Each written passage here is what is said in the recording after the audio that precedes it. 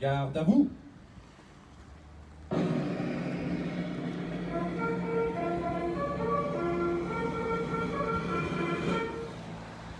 Attention pour les couleurs.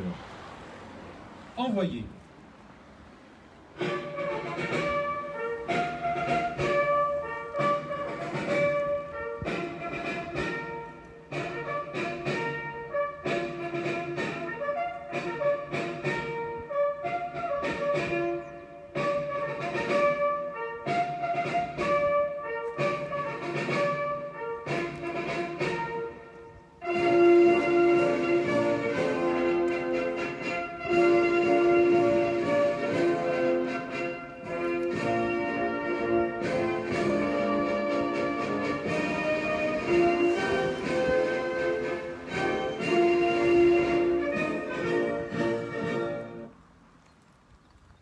Repos.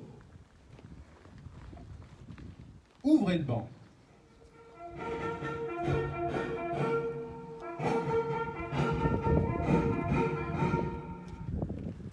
Garde à vous.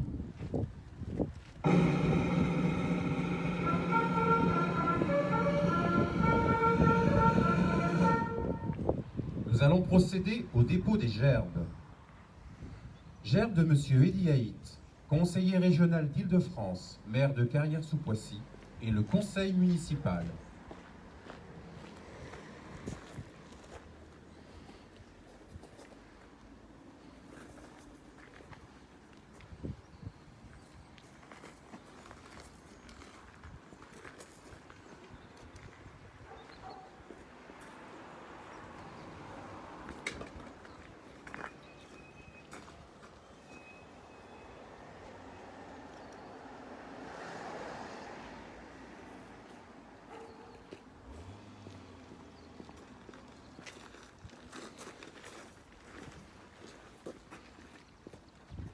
Gerbe de Madame Natalia Pouzireff, députée des Yvelines, 6e circonscription.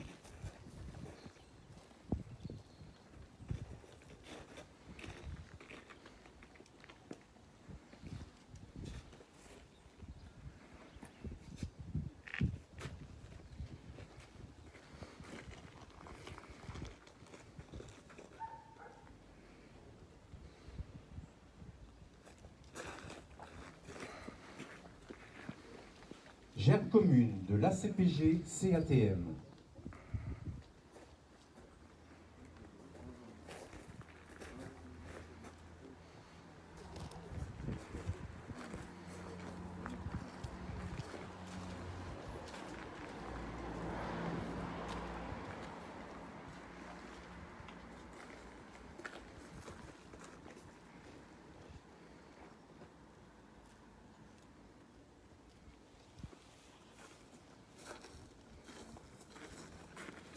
Gerbe commune de l'UNC et la FNACA.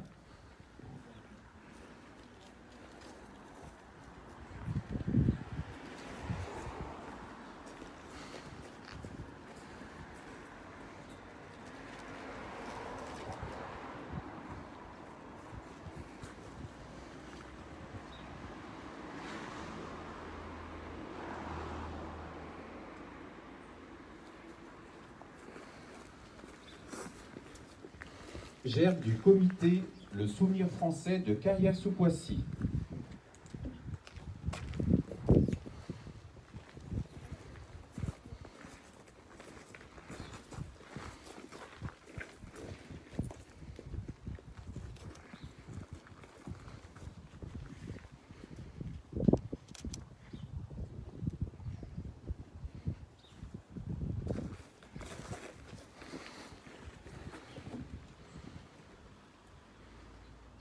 Repos. Drapeau au pied.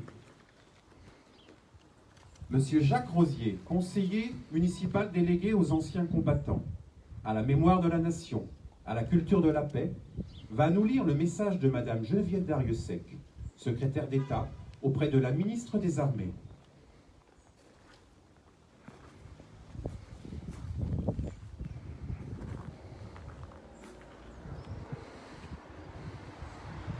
Il y a un siècle. Le 10 novembre 1920, la Grande Guerre est achevée, depuis 2 ans. dans la citadelle de Verdun, Auguste Tain, soldat de 2e classe et pupille de la nation, dépose un bouquet d'œillets blancs et rouges sur le cercueil d'un soldat. Un parmi tous les combattants des Flandres, de l'Artois, de la Somme, du chemin des Dames, de Lorraine, de la Meuse. Un de ces braves, un des poilus qui participa à une interminable guerre. Un de ces Français qui œuvra à la tâche incommensurable de la victoire. Un parmi des milliers qui est devenu le soldat inconnu. Le 11 novembre 1920, le peuple de France l'accompagne solennellement sous les voûtes de l'Arc de Triomphe. La patrie reconnaissante et unanime s'incline respectueusement devant son cercueil en saluant la mémoire de tous les soldats morts sous le drapeau tricolore. Quelques mois plus tard, il était inhumé. Depuis 1923, la flamme du souvenir veille nuit et jour sur la tombe. Chaque soir, elle est ravivée pour que jamais ne s'éteigne la mémoire. La sépulture du soldat inconnu est devenue le lieu du recueillement national et le tombeau symbolique de tous ceux qui donnent leur vie pour la France. Cet anonyme représente chacun de nos morts et tous nos morts en même temps. Cette mémoire vit également dans chacune de nos communes, dans chaque ville et village de France, dans chacun de nos monuments aux morts, dans chacun des cimetières, dans nos mémoires familiales. Elle vit dans l'œuvre de Maurice Genevoix, qui entre aujourd'hui au Panthéon. Le président de la République l'a souhaité en l'honneur du peuple de 14-18. Maurice Genevoix n'entre pas seul dans le temple de la nation. Il y entre en soldat des éparges, en écrivain et en porte-étendard de ceux de 14. Il y entre avec ses millions de frères d'armes, ceux dont il a immortalisé le souvenir, l'héroïsme et les souffrances. Il y entre avec toute la société, de la première ligne à l'arrière, mobilisée face à l'adversité et qui a tenu avec une admirable endurance. 8 millions de soldats combattirent sous les couleurs de notre drapeau. Aucun d'entre eux ne revint totalement indemne. Des centaines de milliers furent blessés dans leur chair comme dans leur âme. 1 400 000 tombèrent au champ d'honneur. Ne les oublions pas. Inlassablement, nous les honorons. Chaque 11 novembre, la nation rend également un hommage solennel à tous les morts pour la France, ceux d'hier et ceux d'aujourd'hui. Chaque année, nous rappelons leurs noms.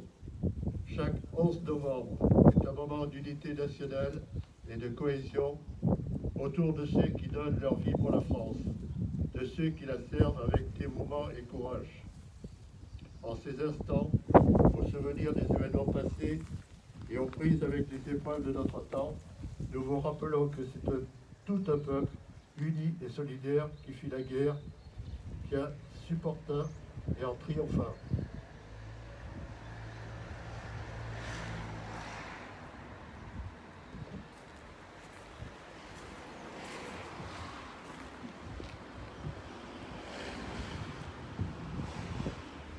Nous allons entendre l'allocution de M. Ediaït, maire de Carrières-sous-Poissy, pour l'anniversaire de l'armistice et aux hommes morts pour la France.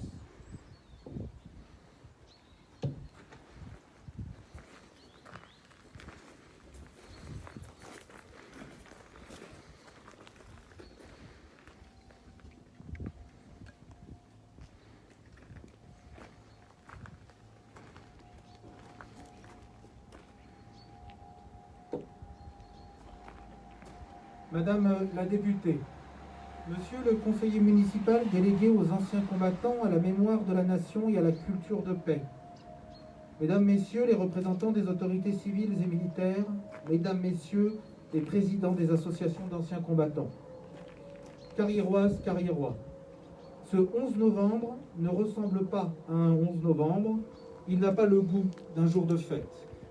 Aujourd'hui, nous ne pouvons pas nous rassembler en nombre devant le monument aux morts de notre ville pour nous souvenir ensemble de notre histoire. C'est dans l'intimité de nos foyers, en pavoisant nos rues et nos équipements publics, que nous convoquons cette année le souvenir glorieux de l'armistice du 11 novembre 1918. C'était il y a 102 ans. Cet événement, tant attendu, puisque cette guerre devait être courte, redonnait l'espoir en la paix, en une paix définitive, puisque cette guerre devait être la der des der. Partout en France, dans chaque ville, dans chaque village, nous nous unissons de mémoire pour célébrer la liberté retrouvée au terme de 4 années terribles, de douleurs, de larmes et de drames quotidiens. 4 années d'horreur, d'angoisse, de souffrance, de privation. 4 années qui virent disparaître plusieurs générations. Il faut revoir les images de ces soldats sanglés dans des uniformes, qui pour beaucoup furent un linceul. Regardez leurs visages juvéniles et affronter quelques instants ces regards de 20 ans qui allaient bientôt s'éteindre pour comprendre tout ce que cette guerre mobilisa de courage et de sacrifice. Il faut relire leurs lettres déchirantes, se figurer l'horreur de ces champs de bataille soumis jours et nuits aux tirs d'artillerie pour prendre la mesure de ce qui fut la Première Guerre mondiale de l'ère industrielle. Tous ceux qui vécurent cette période et revinrent des combats à jamais changés, à jamais marqués, pour certains à jamais brisés, exprimèrent le souhait de raconter et de témoigner. Maurice Genevoix, dont la vocation littéraire est née dans les tranchées de la Grande Guerre, a immortalisé la mémoire des poilus dans son remarquable récit, Ceux de 14. En août 1914, à la mobilisation générale, Maurice Genevoix, qui connaît bien l'Allemagne, est élève à l'École nationale normale supérieure. Incorporé comme sous-lieutenant au 106e régiment d'infanterie, il participe à la bataille de la Marne et à la marche sur Verdun. Promu lieutenant, il vit le quotidien du fantassin, la boue, le sang, les orages d'acier, toute cette farce démente. Le 25 avril 1915, il est grièvement blessé sur la côte des Éparges, un village de la Meuse surmonté d'une colline stratégique qui va engloutir 12 000 hommes en 4 mois. Ce que nous avons fait, c'est plus qu'on ne pouvait demander à des hommes, et nous l'avons fait, écrit-il dans ce magistral témoignage. Invalide à 70%, il est alors réformé. Son corps n'oubliera jamais la ligne de feu meusienne et ses nuits, témoignera sa seconde femme Suzanne, en resteront hantés.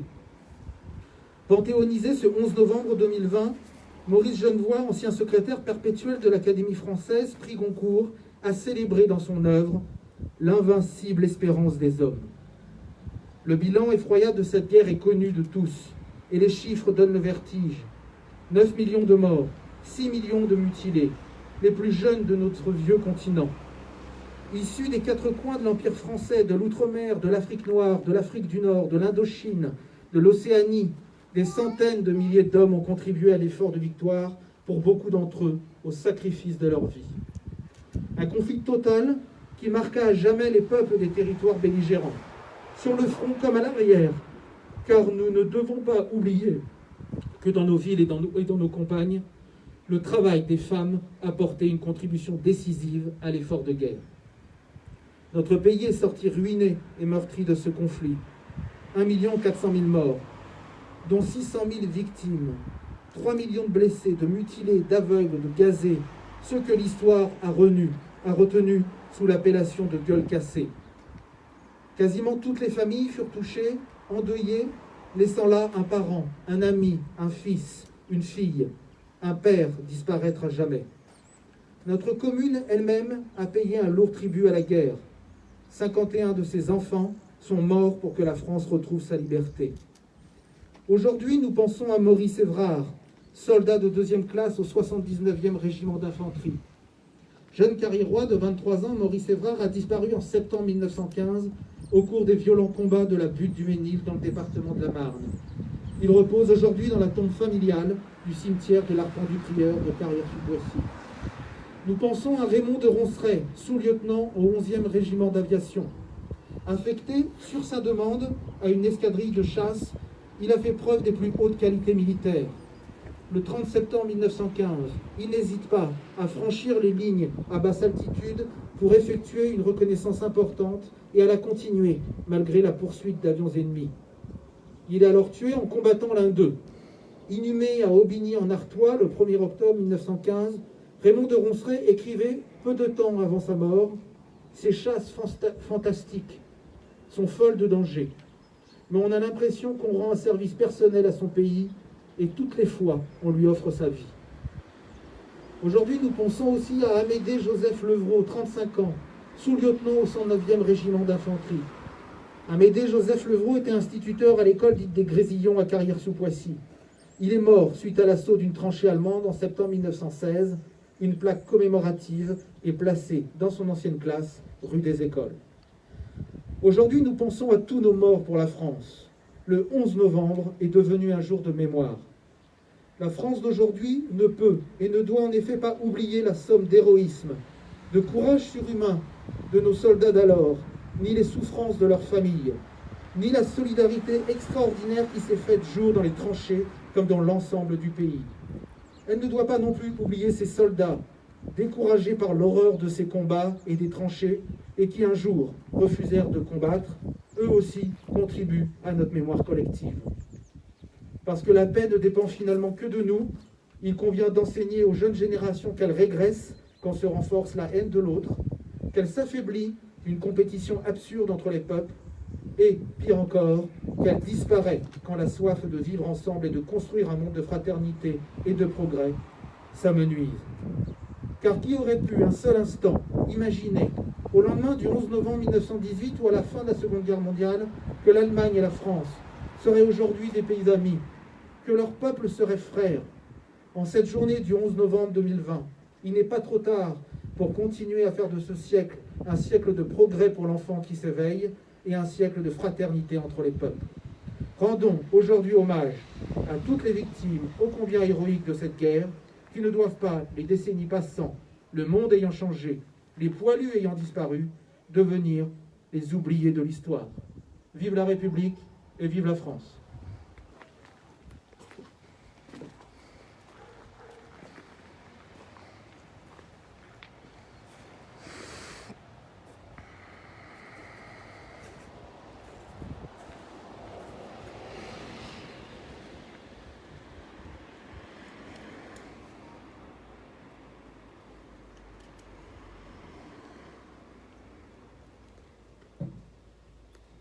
Fermez le banc.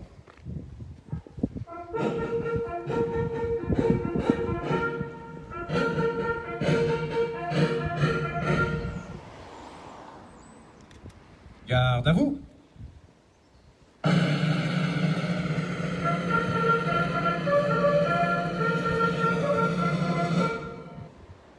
Monsieur le maire va procéder à l'appel aux morts.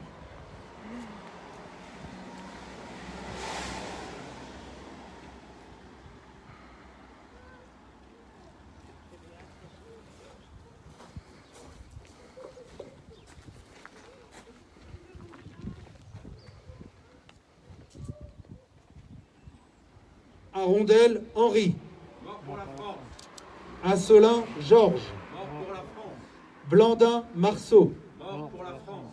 Buller, Moïse. Mort pour la France. Camaille, Désiré. Mort pour la France. Carl, Jules. Mort pour la France. Chantereau, Joseph. Mort pour la France. Collier, Auguste. Mort pour la France.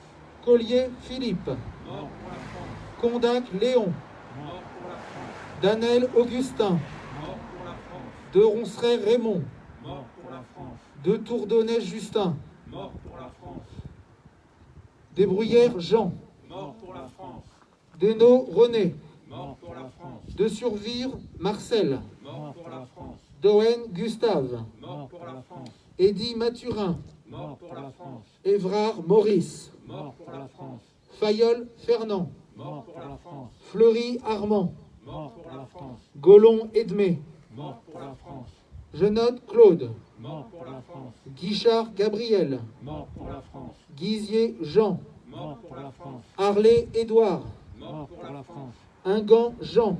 Mort pour la France. Hugues, Félix. Mort pour la France. Lagrange, Alix. Mort pour la France. L'aîné, Gustave. Mort pour la France. Le gendre, Frédéric. Mort pour la France. Le grand, Alexandre. Mort pour la France. Le grand, Élie. Mort pour la France. Le grand, Louis. mort pour la France. Le Nôtre Lucien, Mort pour la France. Levrault Amédée, Mort pour la France. Liège Auguste, Mort pour la France.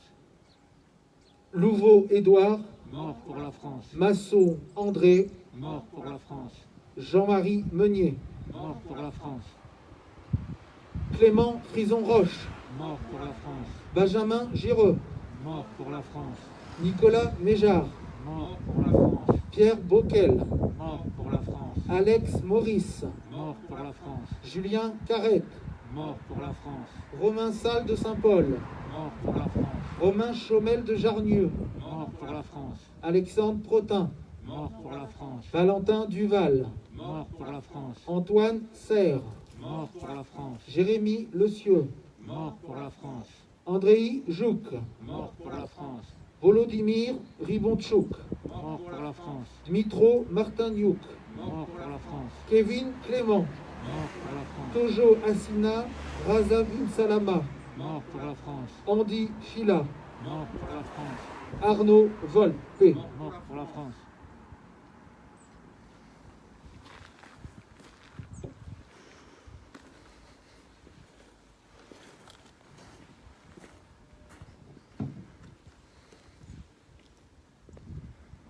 Aux morts.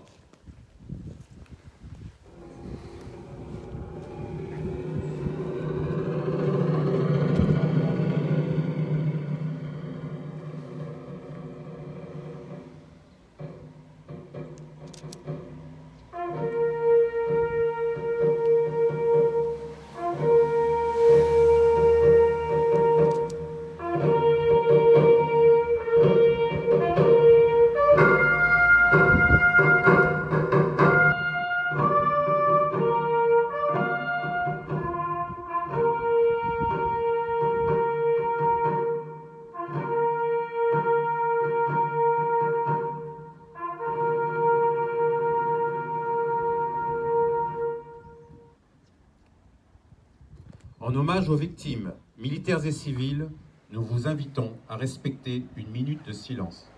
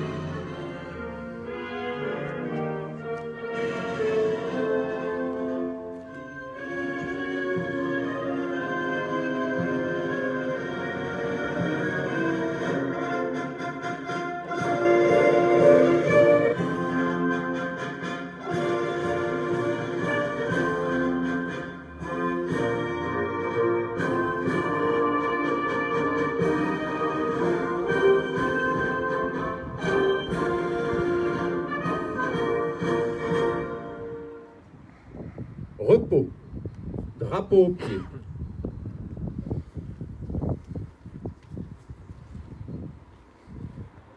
Nous allons procéder au salut des drapeaux avant de repartir.